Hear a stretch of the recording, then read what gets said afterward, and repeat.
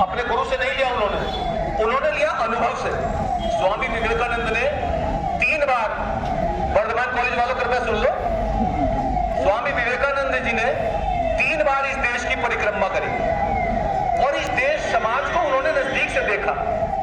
इस देश की गरीबी को देख के वो बहुत चिंतित हो गए। जब उन्होंने इस देश में छुआछूत देखी तो वो रो पड़े। जब वो केरल में गए तो उन्होंने केरल में देखा कि एक व्यक्ति आगे झाड़ू बांध के और एक कंटर बजाता चल रहा है कि हट जाओ मैं आ रहा हूं। हमारे देश में दलितों की यही स्थिति थी। इसे देख के स्वामी जी ने कहा ये देश, केरल जो है ये देश का पागल खाना है। तो इस प्रकार से जो उन्होंने गरीबी और जो छुआछूत इस देश में देखी और जो उन्होंने पढ़ा था, उनके संस्कार जो थे वो महान आस्तिक संस्कार थे, मूर्ति पूजक संस्कार थे। लेकिन जो पढ़ने से और जो तार्किक बुद्धि होने से उनमें जो था विरोधाभास आने लगा और उस विरोधाभास के चलते वो परेशान रहने लगे कि इस देश की समस्याओं का क्या समाधान है। और वो चलते चलते कन्याकुमारी तक पहुंचे और कन्याकुमारी बिना कुछ सोचे समझे वो समुद्र में उन्होंने कूद गए और तैरना शुरू कर दिया। तैर के वो एक शिला पे जाके रुके और उस शिला पे 3 दिन और 3 रात, 25, 26, 27 दिसंबर की रात, कितनी सर्द रात होगी, वो 3 दिन और 3 रात वहां बैठे रहे और उन्होंने इस देश का गहन चिंतन करा। और सामने जो उन्हें तिकोना हमारा देश जो उन्हें भारत माता के रूप में साकार दिखाई दिया, तो उन्हें लगा कि ये तो जीवित देश है, जीवित राष्ट्र है, इसके लिए कुछ करना चाहिए। इसके युवकों में जो आज जो निराशा की भावना आ गई है उसमें आशा का संचार करना चाहिए। तभी उनके गुरु ने उन्हें प्रेरणा दी कि वो समुद्र पे चल के जा रहे हैं। तो उन्हें लगा गुरु जी कह रहे हैं कि भाई विदेश जाना चाहिए। उन्होंने पता किया कि एक धर्म सभा होने जा रही है। उस धर्म सभा का उद्देश्य ये था अमेरिका में कि ईसाई धर्म जो है वो दुनिया का सर्वश्रेष्ठ धर्म है, ये साबित करके पूरी दुनिया को ईसाई बनाने के लिए प्रेरणा दी जाए। लेकिन स्वामी विवेकानंद वहां बिना बुलाए केवल ईश्वर की इच्छा से संघर्ष करते हुए वो बिना पैसे के, थोड़ा सा महाराजा ने सहयोग करा, खेचड़ी के महाराज उनके मित्र थे और वो वहां पे पहुंच गए। वहां जाके उनके पैसे खत्म हो गए। किस प्रकार वो इस संसद में पहुंचे ये बड़ा लंबा विषय है, लंबा मैं नहीं लेना चाहूंगा, ऑलरेडी आपका समय काफी हो चुका है। लेकिन वहां जो उन्होंने बोला, जो अभी गुरुजी ने थोड़ा सा कहा था, भाइयों और बहनों से जो संबोधन प्रारंभ करा, तो अमेरिका में किसी ने भाइयों और बहनों कहा ही नहीं था। और उसके बाद जो उन्होंने किया कि जिस प्रकार से विभिन्न नदियां विभिन्न टेढ़े मेढ़े मार्गों से निकल के अंत में एक महासागर में मिल जाती हैं, उसी प्रकार से सभी धर्म अलग अलग मार्गों से जाते हुए उसी परमात्मा की ओर हमें ले जाते हैं। और उनकी ये बात सुनते ही पूरी तालियों की गड़गड़ाहट वहां गूंज पड़ी। उन्होंने कहा कि कोई किसी भी मार्ग से आए, ये भारतीय चिंतन है, किसी भी मार्ग से आए वो ईश्वर को प्राप्त होता है। और उनके इतने सुंदर वक्तव्य था कि लोग मंत्र मुग्ध होकर उन्हें सुनते रहे और वहां से वो विश्व विजेता विवेकानंद होकर आए। जब वो भारत में आए तो उन्होंने फिर एक बार पैदल इस देश की यात्रा करी और उन्होंने हमारे पतन के कुछ कारण बताए। हमारा पतन क्यों हुआ? तो उन्होंने बताया, पहला कारण बताया, जन सामान्य की उपेक्षा। हमने सामान्य जन की उपेक्षा की, जो गांव में गरीब दलित जो 5,000 6,000 रुपए महीने में अपना जीवन चला रहा है, उसका हमने ध्यान ही नहीं किया। और हम केवल संपन्न वर्ग को ही इस देश में, जमींदारों को, सरमाएदारों को हम पढ़ाते थे। तो हमने उनकी अपेक्षा की। दूसरा उन्होंने कहा, हम में आत्मविश्वास की कमी थी, हम में आत्मविश्वास नहीं, विस्तार नहीं कर रहा हूं। तीसरा उन्होंने बताया कि हम में ईर्ष्या और द्वेष बहुत थी। आज भी आप देखेंगे तो हम अपने दुख से दुखी नहीं है, दूसरे के सुख से दुखी है। इनकी फैक्ट्री बढ़िया क्यों चल रही है, हमारी ये दुख है हमें कि इनकी क्यों चल रही है, हम अपनी नहीं लगाना चाहते। तो ये मत्सर शब्द उन्होंने प्रयोग किया था, उसके बाद किसी ने प्रयोग नहीं किया। तो ईर्ष्या और द्वेष उन्होंने हमारे चल रही है। आज जो काम हो रहा है वो अंतिम पायदान पे खड़े व्यक्ति के लिए हो रहा है। आज जो घर बनना है उस गरीब का बनना है जिसके पास घर नहीं है। आज जो रोजगार के अवसर उपलब्ध कराए जा रहे हैं उसे रेडी पटरी वाले को उपलब्ध कराए जा रहे हैं। आज कहीं भी किसी जाति के नाम पे, किसी बात के नाम पे, किसी उन्होंने वहां प्रकाशित कर दी। तो हम अपने इतिहास को उल्टे पलटे, इतिहास को पढ़ेंगे, तभी हम आगे बढ़ेंगे। अपने देश की विभूतियों का सम्मान करें, ये उन्होंने एक बिंदु दिया। जैसे आज हमने अपने जनपद के युवा उद्यमियों को सम्मानित किया है, ऐसे हमें अपने देश में जो अच्छा काम कर रहे हैं उन्हें समाज के आगे लाना चाहिए। किस प्रकार से वरुण भाई ने कोरोना काल में ऑक्सीजन की सेवा करी है, आप कल्पना भी नहीं कर सकते। रात को 2 बजे भी मैंने फोन करा ना मैंने कि कहते हैं ना क्या बात है कि हस्ती मिटती नहीं हमारी, सदियों रहा है दुश्मन दौरे जहां हमारा, क्यों नाम मिश्र रोमा मिट गए सब जहां से, बाकी मगर है अब तक नामो निशा हमारा। तो ये क्या बात है। पंडित दीनदयाल उपाध्याय से कहते थे कि ये जीवित देश है और ये इसकी आत्मा जो है वो कश्मीर से कन्याकुमारी तक एक है। वो हमारा स्व क्या है कि हम कभी किसी को सताते नहीं, हम ईमानदारी से काम करना चाहते हैं, हम किसी पे हमला नहीं करते। अगर हमें कहीं युद्ध भी करना पड़े तो हम जीतने के बाद उस स्थान पे कब्जा नहीं करते। ये आज से नहीं, सनातन काल से, राम जी के जमाने जब से लंका पे विजय पाई थी उसके भाई को दे के आ गए थे रावण के, आज तक यही है। हमने पाकिस्तान को हराया पर बांग्लादेश बना के आ गए, उन्हीं के भाइयों को दे के आ गए कि आपका देश है। हमने आज तक जहां भी हम चोरी नहीं करता, दूसरे का सहयोग करता है, वो धर्म है, वो धर्म इस देश का प्राण है, वो हमारा स्व है। तो हम अपने किसी भी कार्य में दूसरे को कष्ट ना पहुंचाएं। आज युवा दिवस है, आज युवा दिवस के अवसर पर, हेलो भाई साहब थोड़ा ध्यान रखें। तो आज इस युवा दिवस के अवसर पर संकल्प लेने का विषय है कि आप संकल्प लें कि हम स्वामी विवेकानंद की तरह इस देश को आगे बढ़ाएंगे। थोड़ा सा मंच पे थोड़ा सीट बदलने के लिए कुछ आग्रह हुआ, उसमें हमारे वरिष्ठ नाराज हो गए। इनके बारे में आपने विस्तार में उन्होंने बताया था अभी आपको, बहुत वरिष्ठ कार्यकर्ता है, कई बार ऐसा हो जाता है। तो इन सब बातों को छोड़ते हुए हमें सबको मिलजुल के आगे बढ़ना है। अभी जिलाधिकारी महोदय को आना था लेकिन उनकी एक वीडियो कॉन्फ्रेंस मुख्यमंत्री के द्वारा हो गई, तो उन्होंने अपने उप जिलाधिकारी महोदय को हमारे बीच में भेजा है। तो अभी युवा उद्यमियों का सम्मान होगा।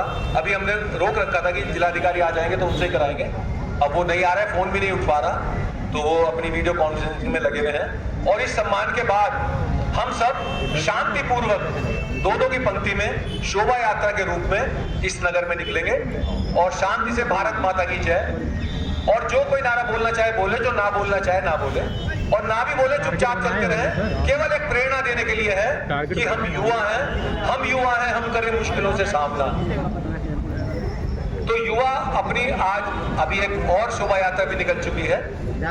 तो इन्हीं शब्दों के साथ मैं अपनी वाणी को विराम दूंगा और आगे युवा उद्यमियों के सम्मान के लिए आमंत्रित करूंगा मनी खन्ना को कि वो सम्मान कराएं।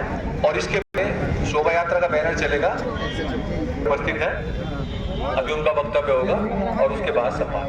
धन्यवाद भाई साहब का, बहुत बहुत धन्यवाद। मैं हमारे बीच में उपस्थित उप जल अधिकारी महोदय से अनुरोध करूंगा कि वो युवा शक्ति को अपने विचार से अवगत कराएं। उप जिलाधिकारी महोदय साहब आ जाइए, आप भी बोल दीजिए। धन्यवाद। राष्ट्रीय युवा दिवस पर स्वदेशी डाकग्राम मंच द्वारा आयोजित इस कार्यक्रम में मंच पे हमारे जो मुख्य अतिथि उपस्थित हैं और विभिन्न कॉलेजों से आए हुए प्यारे बच्चों, आज का जो हमारा जो कार्यक्रम का मुख्य उद्देश्य ये है कि हमारे जो युवा उद्यमी हैं उनको सम्मानित करना और उनको पहचान दिलाना। अब आप लोग, जैसे प्रशांत जी ने भी कहा था कि आपको लग रहा है कि हमें क्यों बुला लिया गया है इस प्रोग्राम में, केवल आप लोग को इसलिए बुलाया गया है कि आप इनसे कुछ प्रेरणा लें। हम लोग सभी लोग मानते हैं कि हमारे जीवन में पढ़ाई बहुत आवश्यक है, सभी लोगों के लिए आवश्यक है, हम लोग सभी लोग मानते हैं इस चीज़ के लिए, सब बिल्कुल आवश्यक है ना कि नहीं? ठीक है। पढ़ाई का मतलब ये हुआ है कि आप अपने किताबी ज्ञान के साथ साथ में व्यवहारिक ज्ञान भी प्राप्त करें और अपने आप को स्वावलंबी बनाएं कि आप समाज में एक अपना स्थान प्राप्त करें। आपका 10th तक की पढ़ाई, मेरा जो विचार है 10th तक की पढ़ाई सबको अच्छे से करनी चाहिए। 10th की पढ़ाई के बाद में ही आपका एक फ्यूचर डिसाइड होता है कि आपको किस फील्ड में जाना है। कुछ बच्चे इंजीनियरिंग में जाना चाहते हैं, कुछ मेडिकल में जाना चाहते हैं, कोई आर्ट साइड लेना चाहते हैं और कुछ स्पोर्ट्स में जाना चाहते हैं। तो 11th-12th उनके लिए होता है कि अपने एक विशेष फील्ड का चयन करिए। इसके लिए मेरा जो विचार है कि सबको, बच्चों को अपने हिसाब से फील्ड चुननी चाहिए कि आपको जिस फील्ड में इंटरेस्ट हो। जैसे अभी मैडम ने मुझे बताया था कि अपने हिसाब से अगर जिस फील्ड में आपका इंटरेस्ट हो उस फील्ड में आप पढ़ाई करें और उस फील्ड में अगर आप काम करें। जैसे उनका ब्यूटी पार्लर का वो चलाती है तो उनको उस काम में इंटरेस्ट आता है, उनका फील्ड ऑफ इंटरेस्ट यही है। आप भी अपने आपका कोई इंटरेस्ट का फील्ड होगा, जैसे आपका स्पोर्ट्स है, अगर आप में उसको उसी हिसाब से पढ़ाई करिए। ग्रेजुएशन करने के बाद में BPEd होता है, अलग अलग होते हैं। आप किसी फील्ड में जाना चाहते हैं तो उस फील्ड में आपको हमेशा जिंदगी भर काम करने में एक अच्छा अनुभव होगा। तो सबसे पहले आप अपने एक रुचि तलाशिए कि आप किस चीज में जाना चाहते हैं और कहीं ना कहीं आपको उस फील्ड में मेहनत करनी पड़ेगी। आपको पहले से डिसाइड करिए कि हमें क्या करना है सब चीज करने के लिए। और आपके मैं माता पिता भी होते हैं, मैं सबसे यही अनुरोध करता हूँ कि बच्चों को जबरदस्ती किसी एक फील्ड में नहीं डालना चाहिए। बच्चों के इंटरेस्ट के हिसाब से उन्हें पढ़ने देना चाहिए, खासतौर पर लड़कियों के लिए। अब बताइए लड़कियां क्या करना चाहती हैं? क्या आप लोग का एम होता है ज्यादातर कुछ पढ़ेंगे फिर शादी हो जाएगी। लेकिन इस सोच को बदलना है।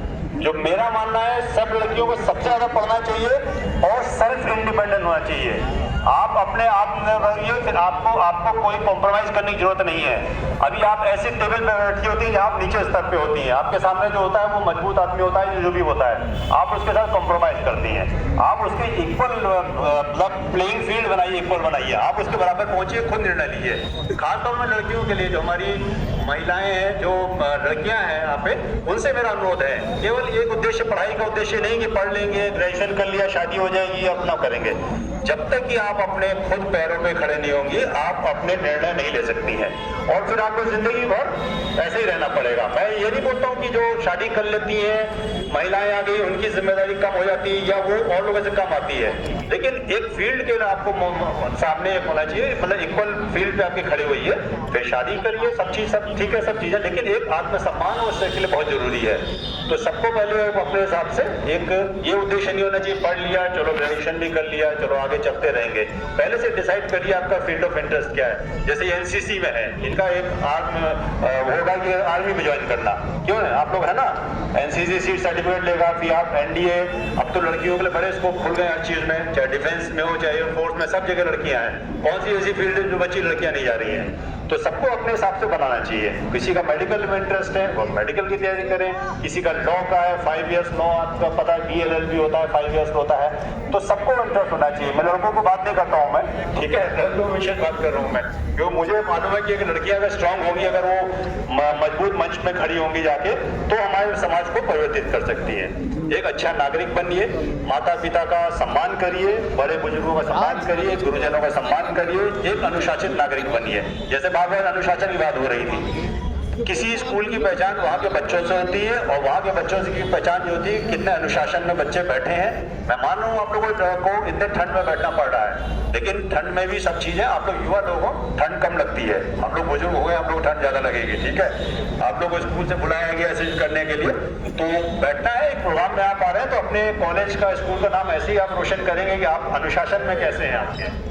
तो मैंने बहुत बोल लिया, अब मैं ज़्यादा, एक्चुअली प्रशांत जी ने बहुत ज़्यादा हिस्ट्री बता दी थी, तो मुझे इतनी हिस्ट्री थोड़ी सी कम है और मैं थोड़ा सा व्यवहारिक चीज़ आपको बता रहा हूँ। मैं फिर से इनकी तरफ बता रहा हूँ, जो हमारे उद्योग, जहाँ नए उद्योगी हमारे हैं, इनसे छोटे छोटे उद्योग से हैं। मैं कृष्णा बेकरी वाली जी चौहान साहब को जानता हूँ, इनके पिताजी ने शुरू की, अब उस परंपरा को आगे बढ़ा रहे हैं। काफ़ी यहाँ सभी लोग बैठे हुए हैं, तो आपको पता होगा इस बार सरकार कितनी स्वदेशी चीज़ों के लिए काम कर रही है। पहले होता था कि जो भी इंडस्ट्री लगती थी नोएडा, लखनऊ, गाजियाबाद, आगरा, बड़े शहरों में लगती थी, अब हर जिले में कंपटीशन हो गया है। उद्योगियों को, जितने उद्यमी हैं, उनको सरकार की तरफ से एक सुविधाएं दी जा रही है कि उनको एक नया माहौल बने।